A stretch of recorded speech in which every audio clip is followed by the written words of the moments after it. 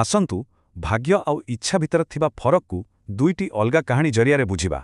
ତେବେ ମୂଳ ପ୍ରଶ୍ନ ହେଉଛି, ଆମ ଜୀବନ କାହାଦ୍ୱାରା ଚାଲିଥାଏ, ଭାଗ୍ୟ ନା ଆମ ନିଜ ଇଚ୍ଛା? ଏଠାରେ ଆମେ ଦେଖିବା ଦୁଇଟି କାହାଣୀ ଓ ଦୁଇଟି ଯାକର ଉତ୍ତର ପରସ୍ପରଠାରୁ ସମ୍ପୂର୍ଣ୍ଣ ଅଲଗା। ପ୍ରଥମ କାହାଣୀଟି ଆରମ୍ଭ ହେଉଛି ଆକାଶମାର୍ଗରୁ, ଗୋଟିଏ ସାଧାରଣ ବିମାନ ଯାତ୍ରାରୁ।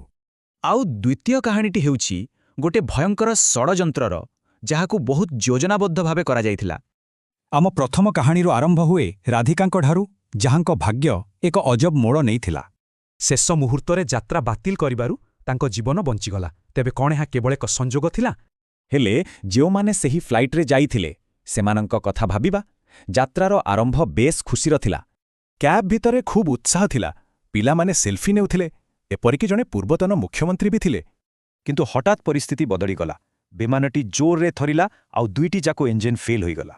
ପାଇଲଟଙ୍କ ଶେଷ ଘୋଷଣା ସତକୁ ସତ ସମସ୍ତଙ୍କ ଭୟକୁ ବାସ୍ତବରେ ବଦଳିଦେଲା। ଚାରିଆଡ଼େ ଆତଙ୍କ ଖେଳିଗଲା।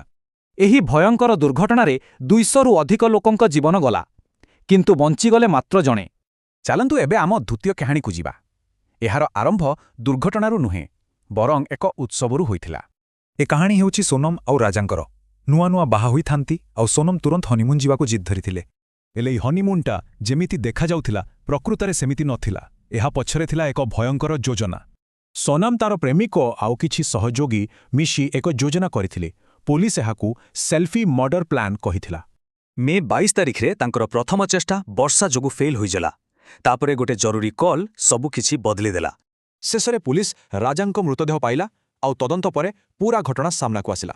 ଏହି ଯୋଜନାବଦ୍ଧ ହତ୍ୟା ପାଇଁ ସୋନମ, ତା ପ୍ରେମିକା ଆଉ 3 ଜଣ ସହଯୋଗୀଙ୍କୁ ଗିରଫ କରାଗଲା।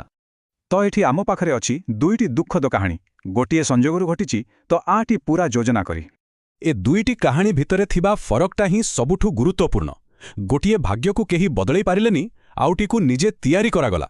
ତେବେ ଶେଷରେ ସେଇ ପ୍ରଥମ ପ୍ରଶ୍ନ ପୁଣି ଥରେ ମନକୁ ଆସେ, ଆମେ କ'ଣ ସତରେ ନିଜ